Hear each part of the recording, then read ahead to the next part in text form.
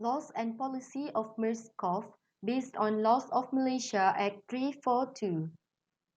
Is there any law from Malaysian government regarding MERS-CoV? Since MERS-CoV is an infectious disease, it is categorized under Prevention and Control of Infectious Diseases Act 1988. This law highlighted some rules that people need to commit in dealing with infectious diseases.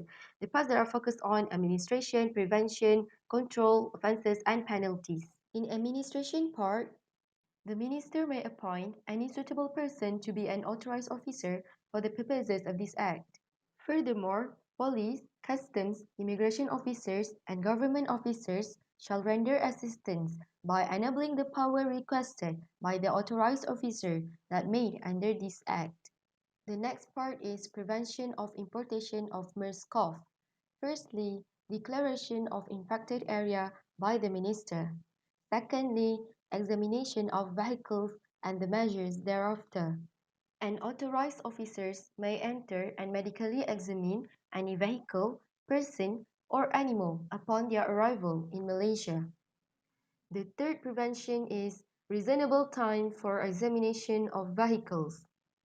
Next, no importation or exportation of human and pathogenic organism or substance. For the control of the spread of MERS-CoV, first, the requirement to notify infectious disease to the authorities. Next, the declaration of an infected local area. Moreover, infected persons not to act in a manner likely to spread infectious disease. We also need to control the contaminated articles and infected animals. Next, isolation of infected persons and suspects. The authorized officers may need to undergo the observation or surveillance of contacts.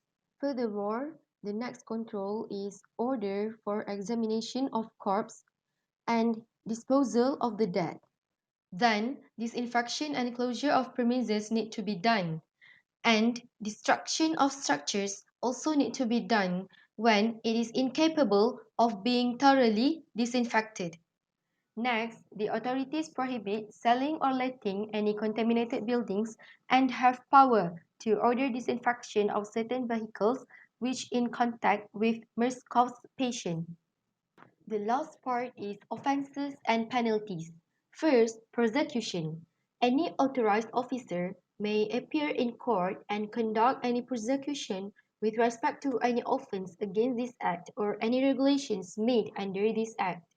For general penalty, the penalty is imprisonment or fine or both for any person guilty.